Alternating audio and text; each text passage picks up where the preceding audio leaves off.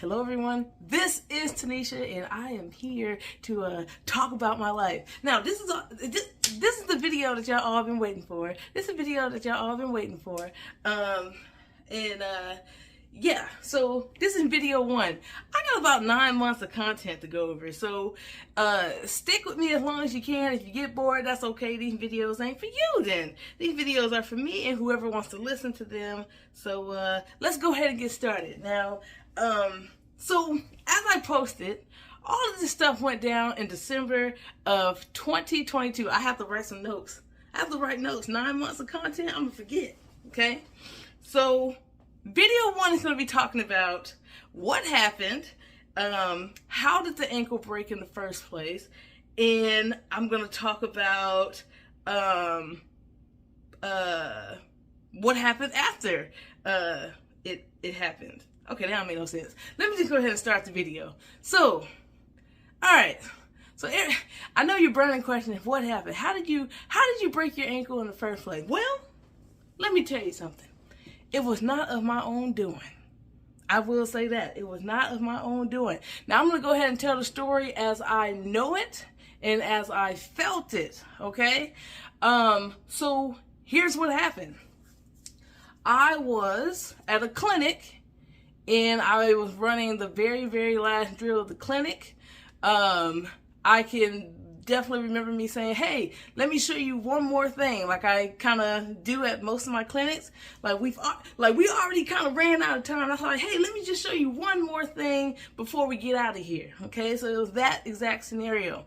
In that scenario, I was a part of the pack where I was going to introduce the new concept. I was at a clinic, okay? I was at a clinic, so I was introducing new material to the skaters, all right? So there was about 20 or so skaters there at that clinic that witnessed this all go down. Now, do they know that I broke my ankle? I don't know. Maybe the leadership of that team only knows. I have no idea. But the drill started. When the drill started, somebody hit me in the, someone fell and hit me in the back of my legs, where my knee area is. The back of the leg where my knee is. And what I can describe that happened is when you get hit in the back of the knee, you automatically start falling backwards.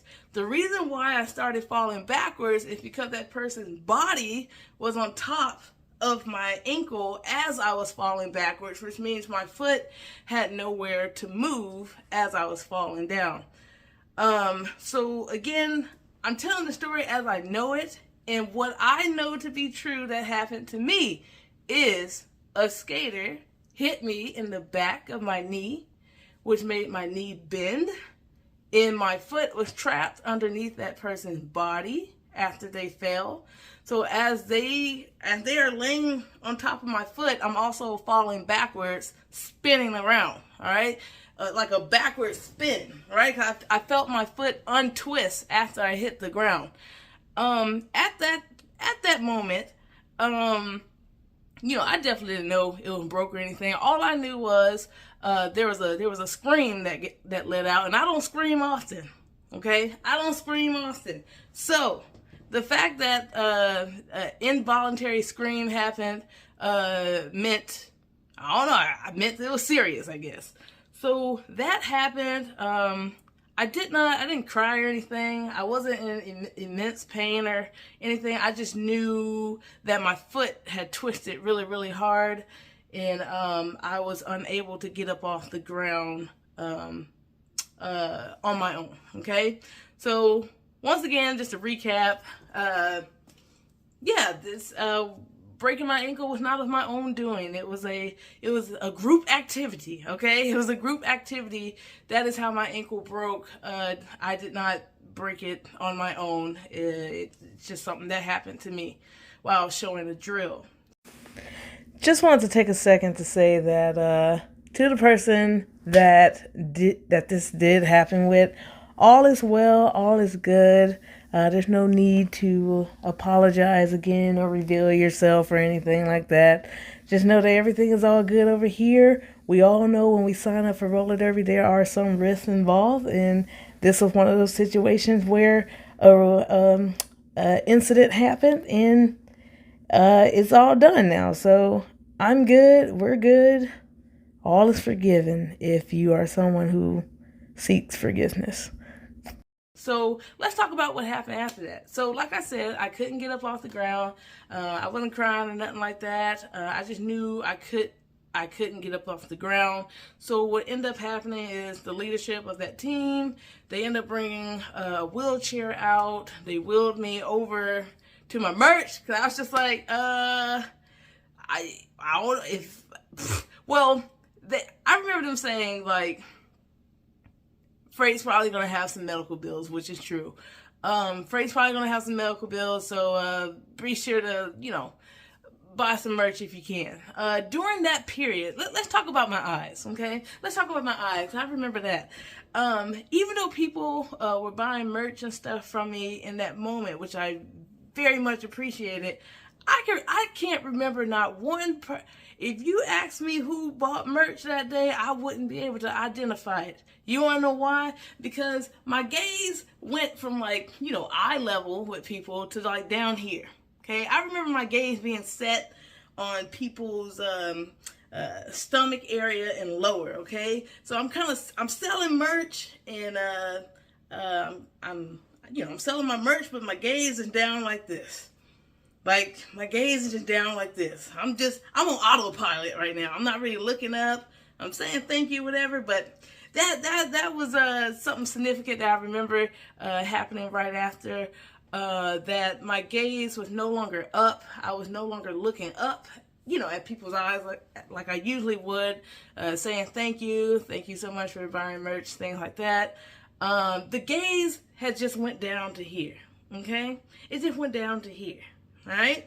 I don't know what I was thinking about, but I'll tell you what I was thinking about when I got in the vehicle. But anyways, this video already 7 minutes. This video already 7 minutes. I'm gonna have to break it.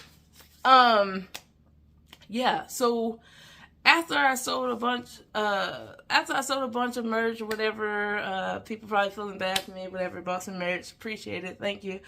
The leadership of that team asked if I needed to be taken to the hospital or whatever like that. I politely declined. I just had someone went and got my car and pulled it up, but my ankle that was broke was my left ankle, okay? It was my left ankle, not my driving leg. So at that time, I didn't know it was broke. I would think it was a severe strain or something like that. The crazy question that someone asked me was, did I hear a pop? I don't know. I wasn't thinking about no pop, I have no idea, all right? So at that point, I had no idea that it was broke. Like I said, someone pulled my car up for me. I politely declined the offer to be taken to the hospital. What I ended up doing is I got into my car, and I think I drove somewhere to some parking lot, and I started looking up hospitals and things on my own, because the main reason why I did that was because I know that if I didn't go somewhere that night, I would definitely try to start walking on it. And I think that it was so swollen that I needed an expert opinion on what it is before I damage it even more.